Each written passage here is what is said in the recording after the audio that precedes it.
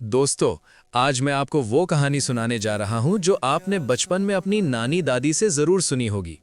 ये कहानी है दो सौतन बहनों की, हल्दी और लहसुन।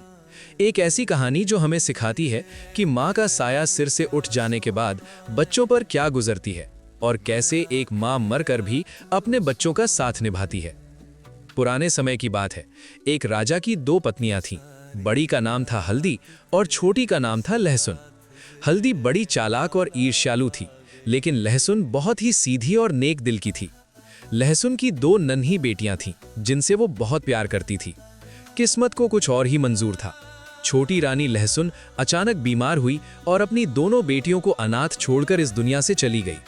अब घर में हल्दी का राज चलने लगा। हल्दी अपनी सगी बेटियों को तो दूध मलाई खिलाती, रेशमी कपड़े पहनाती और उन्हें सर आंखों पर बिठाती। लेकिन बेचारी लहसुन की अनाथ बेटियों का जीवन नर्क बन गया। हल्दी उनसे घर का सारा भारी काम कराती, जैसे गोबर उठाना, बर्तन मांजना और लकड़ियां लाना। उन्हें खाने के लिए सिर्फ सूखी रोटियां या चावल का उबला हुआ पानी मांड देती। बेचारी बच्चियां भूख से तड़पती रहती, लेकिन राजा को अपनी बड़ी रानी की चालाकी का पता ही नहीं चलता था। ओ मेरी प्यारी माँ, देख हम कितनी भूखी हैं। बड़ी माँ हमें बहुत मारती है, कुछ नहीं देती मैं, और खाने अपने पास बुला ले जा। तभी एक चमत्कार हुआ। कब्र के पास से अचानक लहसुन की रूह प्रकट हुई और वहां से एक जादुई थाली निकली, जिसमें गर्मा गर्म खाना और सुंदर कपड़े थे।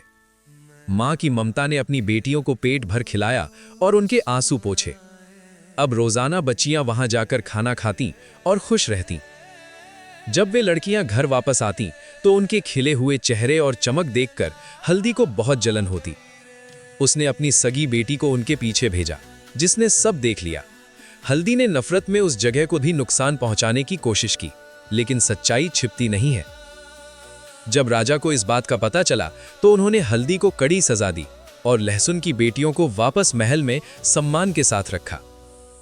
सच है दोस्तों, मां चाहे रहे या ना रहे, उसकी दुआएं हमेशा अपने बच्चों की ढाल बनकर उनके साथ चलती है।